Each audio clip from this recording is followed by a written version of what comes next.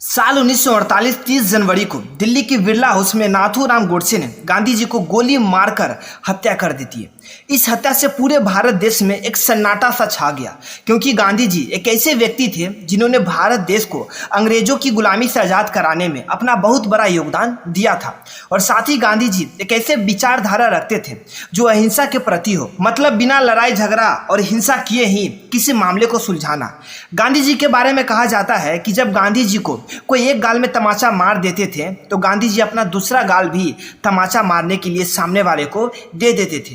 तो यहाँ पर आप लोगों के मन में एक सवाल उठता होगा कि जब गांधी जी इतने अच्छे व्यक्ति थे तो नाथूराम गोडसे ने इन पर गोली क्यों चलाई और इन्हें क्यों मारना चाहते थे। तो स्वागत है आप लोगों का आज की इस नई वीडियो वाई गोडसे किल महात्मा गांधी। तो आखिर नाथूराम गोडसे है कौन और इनके दिमाग में गांधी जी को मारने का विचार आया कहां से, तो इस चीज को हम लोग वीडियो के आगे में जानेंगे। उससे पहले हम लोग ये जानेंगे कि गोडसे गांधी जी को मारा कैसे।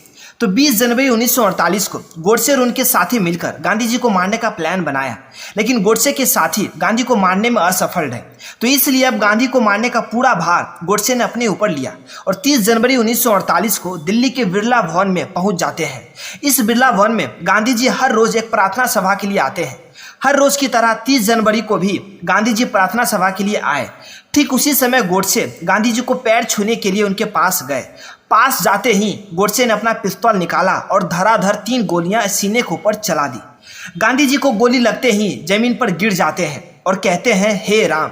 यही शब्द गांधी जी की आखिरी शब्द होते हैं, क्योंकि गांधी जी को गोली लगने के कुछ ही देर बाद मर जाते हैं। गोडसे गांधी जी के ऊपर गोली चलाकर वहां से भागा नहीं और पुलिस जब उस जगह में आया तो गोडसे ने अपने आप को पुलिस से गिरफ्तार करवा लिया। अब चलिए जानते हैं गोडसे है कौन और इनके दिमाग में गांधी जी को मारने का विचार आया कहां से। तो नाथूराम गोडसे का जन्म 19 मई 1910 को पुणे के बारामती गांव में हुआ था। इनके पिता पोस्ट ऑफिस में एक कर्मचारी थे। गोडसे जब अपनी शुरुआती पढ़ाई कर रहे थे तो उस दौरान गांधी जी के विचार से काफी प्रभावित हुए और उन्हें अपना एक आदर्श मानने लगे। गोडसे के पिता जब अपने पूरे परिवार के साथ पुणे से रत्नागिरी में रहने के लिए आए तो वहां पर गोडसे की मुलाकात हिंदुत्व के समर्थक वीर सावरकर से हुई और यहीं से गोडसे ने राजनीतिक में अपना कदम बढ़ाने का फैसला किया।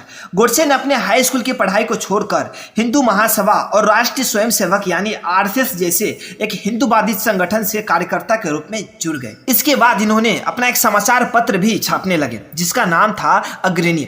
यहाँ तक तो गोडसे गांधी जी को अपना आदर्श ही मानते थे, लेकिन इसके बाद कुछ ऐसा होता है जिससे गोडसे के मन में गांधी के प्रति एक नकारात्मक भाव पैदा हो जाता है।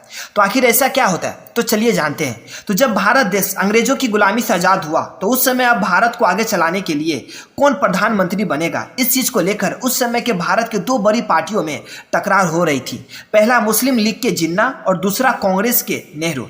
इन दोनों में जब नेहरू को ही प्रधानमंत्री बनाने का देशवासियों ने फैसला किया तो मुस्लिम लीग के जिन्ना और मुस्लिम समुदाय इस चीज से खफा हो गए। तो जिन्ना ने एक अलग देश की ही मांग कर दी, पाकिस्तान का, मतलब देश का विभाजन हो। और इस जिन्ना की घटिया सोच को गांधी जी ने पूरा समर्थन किया, जिससे देश का बंटवारा हो गया और पाकिस्तान का जिन्ना प्रधानमंत्री बन गया। देश का बंटवारा होने के बाद पाकिस्तान ने भारत से कुछ पैसों की मांग की देश चलाने के लिए। इस चीज में भी गांधी जी ने पूरा साथ दिया पाकिस्तान का।